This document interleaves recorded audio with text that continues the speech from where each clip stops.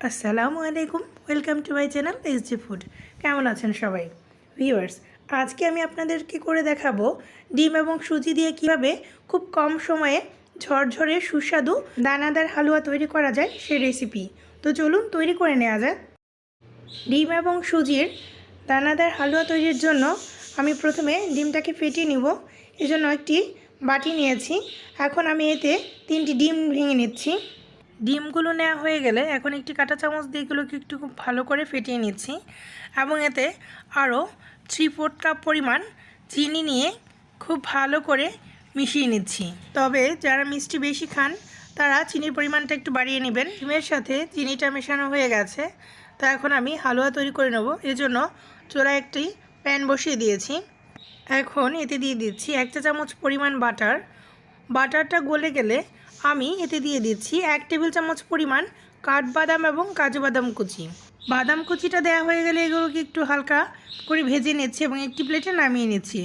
এখন সেই একই প্যানে আমি আরও 1.5 টেবিল চামচ পরিমাণ বাটার দিয়ে দিচ্ছি এবং বাটারটা গলে গেলে এতে দিয়ে দিচ্ছি 1/2 কাপ পরিমাণ সুজি। সুজিটা দিয়ে আমি লো মিডিয়াম হিটে অনবরত নেড়ে চেড়ে ভেজে নিচ্ছি যতক্ষণ পর্যন্ত না সুজিতে একটা হালকা ব্রাউন কালার আসে, সেই সাথে খুব সুন্দর একটি স্মেল আসে।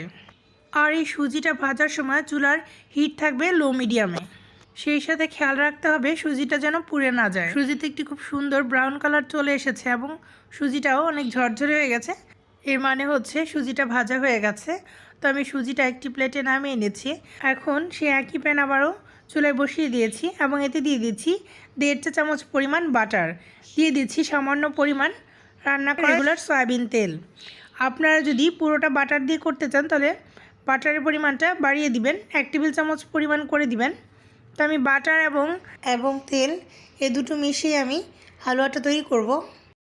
তো আমি প্যানে প্রথমে দিয়ে দিচ্ছি বাটারটা মেল্ট হয়ে আসলে দিয়ে দিচ্ছি 1 টেবিল চামচ পরিমাণ রান্না করা রেগুলার সয়াবিন তেল, দিয়ে বাটার এবং তেলটা একসাথে মিশিয়ে নিচ্ছি এবং এতে দিয়ে দিচ্ছি সেই ডিম এবং চিনির মিশ্রণটা দিয়ে লো হিটে আমি অনবরত নেড়ে চেড়ে মিশিয়ে নিচ্ছি যেন ভাজা ডিমের মতন না হয়ে যায়।